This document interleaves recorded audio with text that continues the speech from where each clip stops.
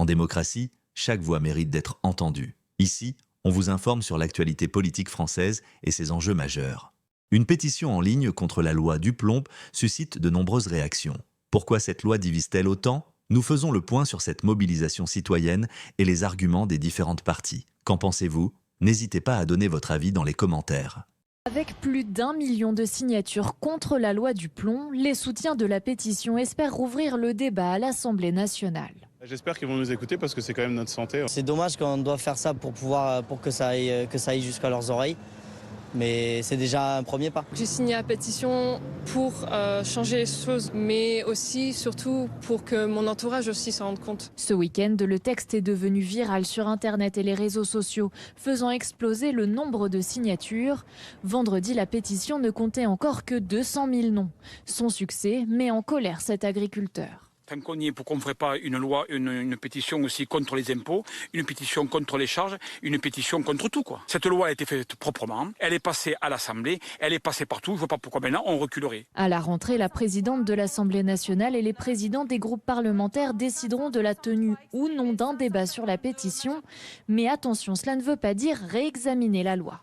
C'est le président de la République qui a maintenant le pouvoir de la promulguer ou pas. Ça fait des mois qu'Emmanuel Macron dit qu'il veut consulter le peuple, qu'il veut faire un référendum, des conventions citoyennes. Est-ce qu'il peut ignorer complètement 1 million de signatures? Pas sûr. Alors il a une possibilité, c'est de ne pas promulguer cette loi, l'abandonner en quelque sorte, mais le risque c'est de provoquer une nouvelle colère des agriculteurs. Les députés de gauche ont également fait un recours contre la loi Duplomb auprès du Conseil constitutionnel. Ils dénoncent le manque de débat à l'Assemblée lorsqu'elle a été adoptée.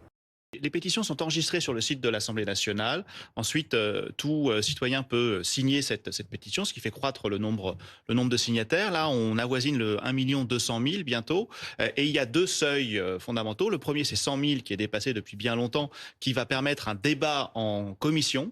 Un examen de cette pétition en commission, là ça va être la commission des affaires économiques, la même qui avait examiné la loi Duplomb. Et le deuxième seuil, c'est 500 000 qui est aussi dépassé, qui ouvre la possibilité, mais ce n'est qu'une possibilité, c'est pas automatique, qui ouvre la possibilité, après le débat en commission, d'avoir un débat en séance publique sur cette pétition et le sujet qu'elle... N'importe quel citoyen peut lancer une pétition également. N'importe quel citoyen peut lancer une pétition, tout à fait. Ben là, on a une jeune étudiante qui n'est pas spécialement connue, en tout cas jusqu'à présent, de l'espace public, et qui a pris cette initiative et qui a engendré ces très nombreux soutiens. Alors, il peut y avoir un débat, vous avez dit. Après ça, il y a le Braun-Pivet, il est favorable, mais il a déjà dit, il n'est pas question de revoter un texte qui a déjà été voté. À quoi ça sert alors ?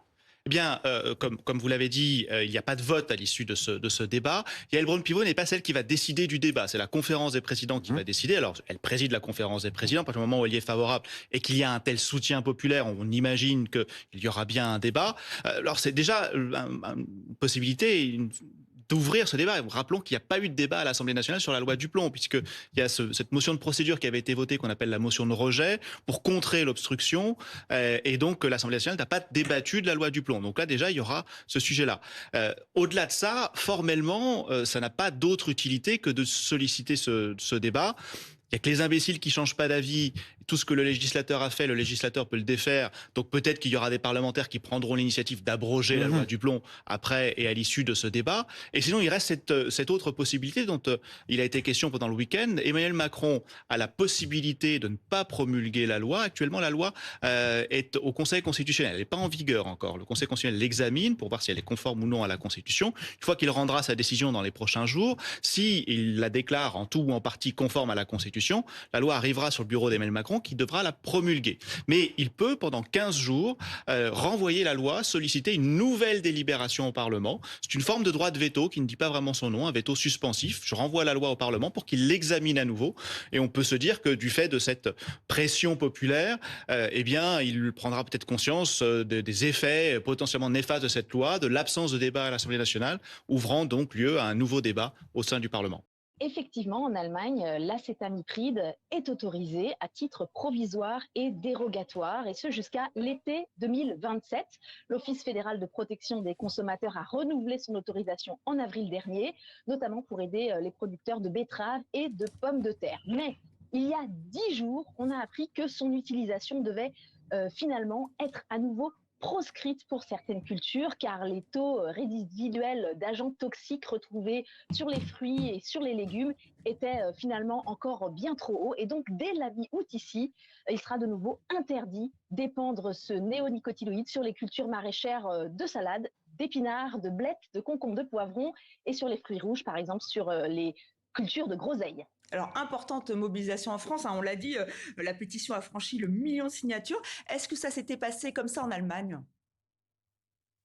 Alors non, il n'y a pas de débat enflammé comme en France actuellement, mais ici on se souvient quand même très bien de cette immense mobilisation populaire il y a 6 ans en faveur de la biodiversité et pour sauver les abeilles. Il y avait une pétition qui s'appelait Sauver les abeilles qui avait rassemblé près de 2 millions de signatures en quelques mois seulement en Bavière et cela avait débouché sur un référendum d'initiative populaire et cela avait contraint le Land de Bavière, qui est la région la plus agricole ici en Allemagne, à revoir sa législation sur les insecticides avec des objectifs très audacieux de réduction des épandages. On est déjà à moins 20% en 5 ans. Et puis en parallèle, il y a le développement des espaces d'agriculture biologique, puisque l'objectif, c'est d'en avoir 30% en Bavière d'ici 5 ans. Merci d'avoir regardé cette vidéo. Si vous aussi vous souhaitez rester informé sur les enjeux politiques majeurs, n'hésitez pas à vous abonner à Citoyen.